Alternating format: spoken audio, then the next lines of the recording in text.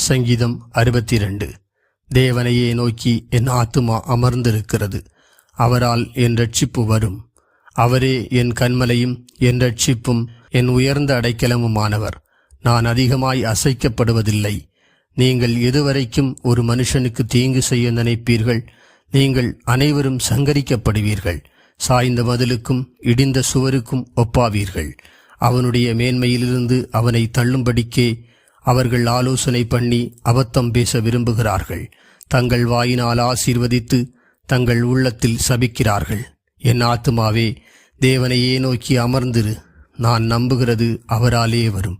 அவரே என் கன்மலையும் என் இரட்சிப்பும் என் உயர்ந்த அடைக்கலமுமானவர். நான் அசைக்கப்படுவதில்லை. என் இரட்சிப்பும் என் மகிமையும் தேவனிடத்தில் இருக்கிறது. பலனான என் கன்மலையும் என் அடைக்கலமும் தேவனுக்குள் இருக்கிறது. ஜனங்களே, எக்காலத்திலும் அவரை நம்புங்கள். அவர் சமூகத்தில் உங்கள் இருதயத்தை ஊற்றிவிடுங்கள். தேவன் நமக்கு அடைக்கலமாயிருக்கிறார். கீழ்மக்கள் மாயையும் மேன்மக்கள் பொய்யுமாமே.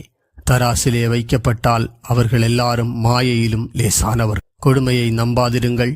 கொள்ளையினால் பெருமை பாராட்டாதிருங்கள். ஐஸ்வர்யம் விருத்தியானால் இருதயத்தை அதன் மேல் வைக்காதேயுங்கள். தேவன் ஒரு தரம் விளம்பினார், 2 தரம் கேட்டிருக்கிறேன், வல்லமை தேவனுடையது என்பதே. கிருபையும் உம்முடையது. ஆண்டவரே, தேவரீர் அவனவன் செய்கைக்கு தக்கதாக பலன் அளிக்கிறீர்.